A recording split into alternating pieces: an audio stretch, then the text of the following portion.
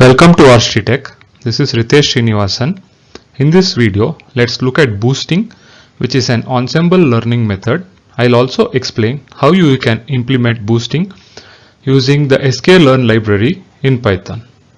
If you are new here and if you like such content, please subscribe to the channel. Let's get started.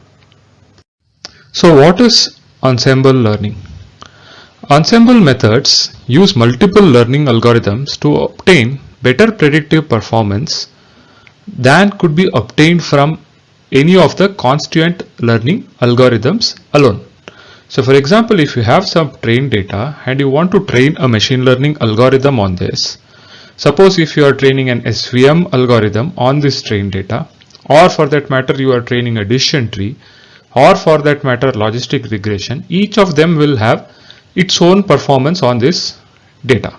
So the idea is that can you actually combine multiple machine learning algorithms for a classification task, okay, using some kind of combination block to get better results. Now this combination block is where your ensemble methods come into the picture. So it is like building multiple classifiers to perform classification on the data, and how can you combine the results of these multiple classifiers. So what is boosting? Boosting involves incrementally building an ensemble by training each new model instance to emphasize the training instances that the previous models misclassified.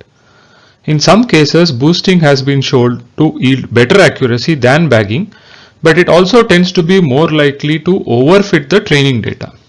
By far, the most common implementation of boosting is AdaBoost, although some newer algorithms are reported to achieve better results. So the idea over here is that you can train an ensemble by training each new model instance to emphasize the training instances that the previous models misclassified.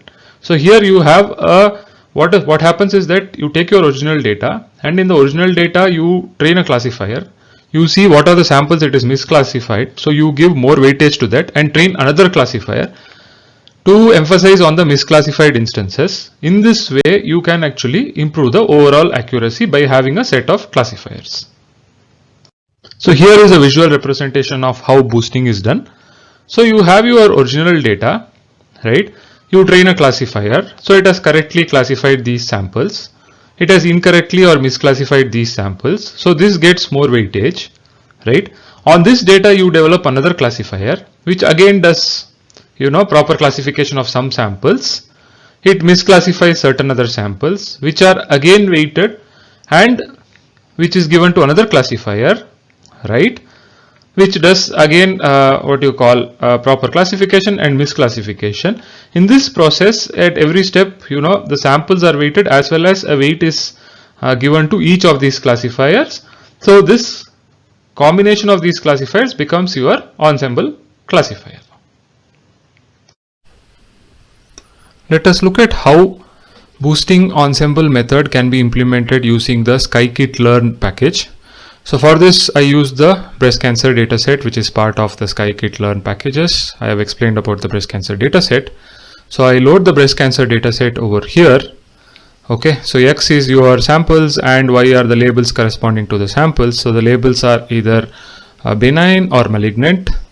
So in scikit-learn package, you have AdaBoost classifier, which implements the AdaBoost boosting method.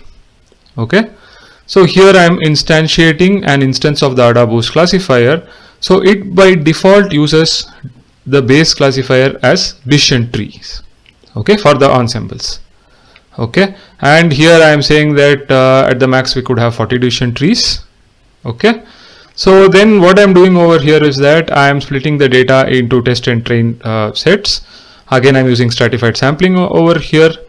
Then what I am doing over here is I am just fitting or training the boosted classifier, AdaBoost classifier, on the trained data and scoring it on the test data.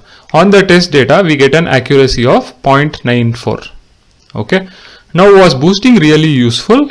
To check that, what I am doing is that since the base default estimator over here was decision tree classifier, I am separately creating a decision tree classifier instance and again training on the same train data and testing or scoring on the same test data, and I get an accuracy of 0.91. So obviously boosting has improved the accuracy over here. Okay, so if you like such content, please subscribe to the channel, please like the video, please share the video, please press the bell icon so that you will get notified whenever I create a new video. See you in the next video. Bye for now.